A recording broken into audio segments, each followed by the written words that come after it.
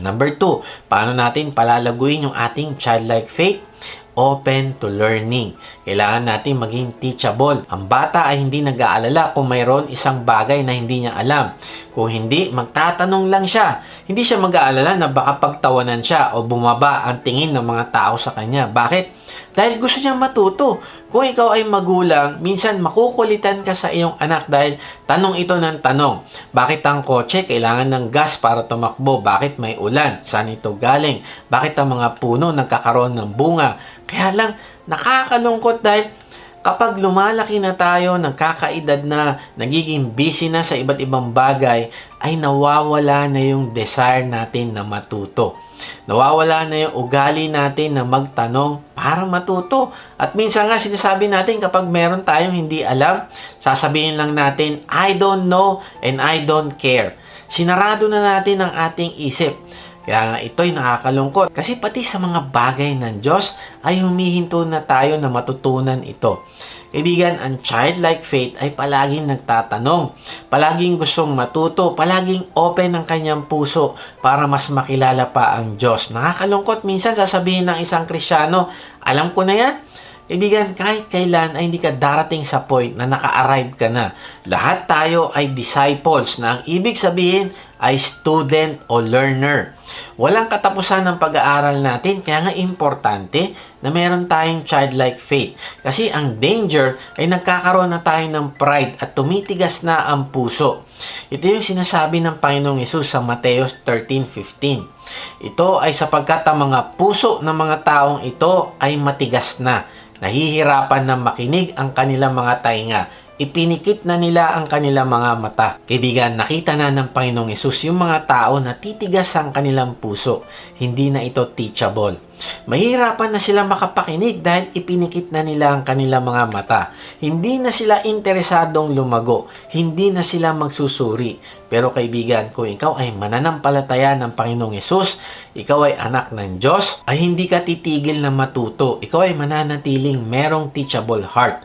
Kaya nga sabi ni Pedro sa unang Pedro 2:2, kung magkagayon gaya ng sanggol na bagong silang, nasahin ninyo ang dalisay na gatas na ukol sa espiritu upang lumago kayo. Kaibigan, ninanasa mo ba sa iyong buhay ang salita ng Diyos? Pinag-aaralan mo ba ito upang ikaw ay lumago? Kapag merong tao na nagsasaway sa iyo, ikaw ba ay open at nagpapakumbaba sa koreksyon ng iba? Kapag ikaw ay nagtatanong, tama ba ang iyong motibo? Nagtatanong ka ba dahil gusto mong matuto o nagtatanong ka para ipilit mo ang nalalaman mo?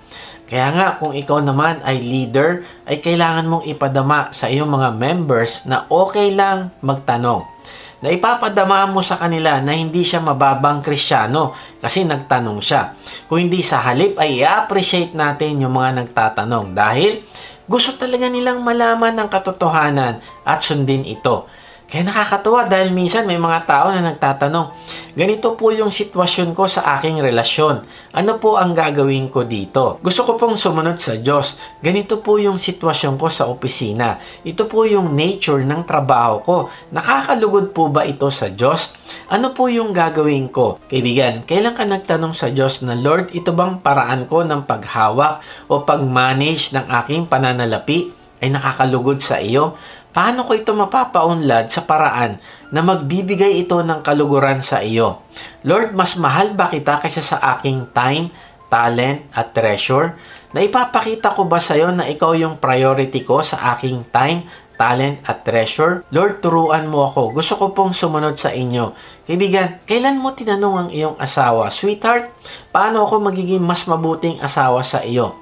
Mga anak, paano ako magiging mas mabuting tatay o mas mabuting nanay sa inyo? Nasaktan ko ba kayo? Sa paanong paraan? Sasabihin nyo sa akin upang mabago ko ito at maipakita ko sa inyo na kayo ay mahal ko. Gusto ko mag-improve dahil mahal ko ang Diyos at mahal ko kayo. Na-realize ko na yung mga epektibong tanong kapag ginagawa natin ay mas maiintindihan natin ang problema. Maiintindihan natin ang mga issue. Naririnig natin yung mga mahalagang feedback. Makakagawa tayo ng mga solusyon. Makakakuha tayo ng mahalagang impormasyon na kailangan natin para mag-improve sa lahat ng area ng buhay natin. Kaya kaibigan, importante na hindi tayo hihinto na magtanong. Hindi tayo hihinto na magkaroon ng teachable heart. Yun ang childlike faith. Yung wala kang iniingatang reputasyon. Ayoko magtanong kasi baka isipin nila na wala akong alam. Kaibigan, hindi ka matututo kapag ganyan ang mindset mo. Hindi ko alam sa inyo, pero ako araw-araw humihingi ako ng wisdom sa Diyos. Sabi ko sa Kanya, Lord, ang laki po ng responsibilities na binibigay mo sa akin. Hindi ko po ito kaya kung hindi nyo ako bibigyan ng wisdom. Hindi ko po kaya na pamahalaan yung kumpanya na ipinangkatiwala mo sa akin sa paraan na magbibigay ng glory sa iyo. Hindi ko po kayang pamahalaan itong ministry na ibinigay mo sa akin sa paraan na makapagbibigay ng glory sa iyo kung hindi mo ako bibigyan ng wisdom. Araw-araw hinihingi ko sa Diyos ang direksyon.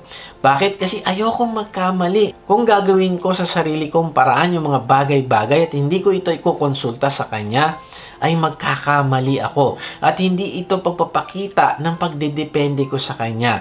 Hindi ito pagpapakita ng teachable heart. Ang childlike faith ay pagpapakumbaba para matuto. Inaamin niya kapag meron siyang hindi alam. Inaamin niya kung minsan nagkukulang yung kanyang pananampalataya. At ang ginagawa niya, humihingi siya ng tulong. Kaibigan, ang childlike faith ay hindi perfect faith. Tandaan natin na darating yung time na maaari tayong magduda.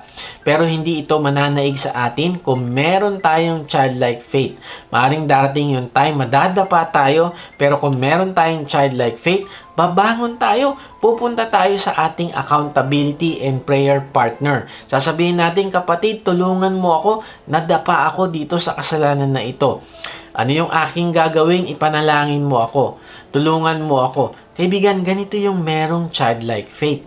Laging handang matuto, laging handang magbago. Now, pag-usapan natin si Apolos. Siya ay isang matapat na tagapaglingkod ng Panginoong Yesus. Siya ay nakilala dahil siya ay may teachable heart. Basahin natin yung Gawa 18:24-26. Dumating sa Efeso ang isang Hudyo na nagngangalang Apolos. Siya ay isang lalaking taga Alexandria na magaling manalita at may malawak na kaalaman patungkol sa mga kasulatan. Ang lalaking ito ay tinuruan sa daan ng Panginoon.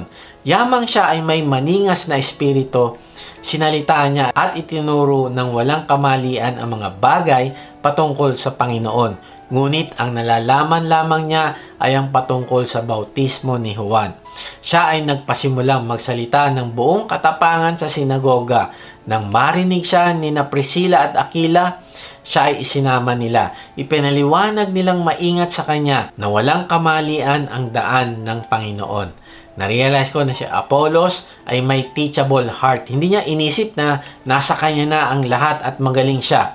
Kung hindi ang iniisip niya, kailangan ko pa mag-improve. Kung sa bagay, may karapatan naman sana siya magmalaki kasi tingnan mo ang kanyang credential. Sa verse 24, siya ay galing sa isang kilalang syudad sa Alexandria. Siya ay isang taong edukado, mataas ang pinag-aralan. Tapos marami siyang alam sa kasulatan. Tapos sa verse 25, tinuruan din siya sa katuruan ng mga Kristiyano. Meron din siyang spiritual gift ng pagtuturo. Nagturo din siya accurately at sa verse 26, nagturo din siya ng buong katotohanan at pagsisikap. Grabe, ang dami niyang credential. Basahin natin yung susunod na talata kung paano siya nagtagumpay. Sabi sa Gawa 18:27-28, nang ibig niyang dumaan sa Akaya, sumulat ang mga kapatid sa mga alagad na tanggapin siya. Nang dumating siya roon, lubos siyang tumulong sa mga sumampalataya sa pamamagitan ng biyaya. Ito ay sapagkat may kapangyarihang dinaig niya ng hayagan ang mga Hudyo.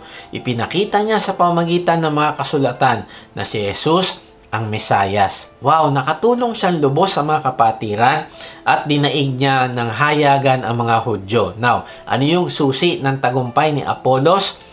Ang susi ay dahil siya ay teachable. Kung babalikan natin yung verse 26, ay hindi niya sinabi kay Priscilla at Aquila na nagpaliwanag sa kanya na alam ko na yan, ako pa. Ang taas ng pinag-aralan ko, kabisado ko ang Bible. Hindi. Nakinig siya kay Priscilla at Aquila. Dahil dito, ay ginamit siya ng Diyos ng lalong may kapangyarihan. Dahil naging tama ang kanyang puso at tama ang kanyang ipinapahayag na si Jesus ang Mesayas.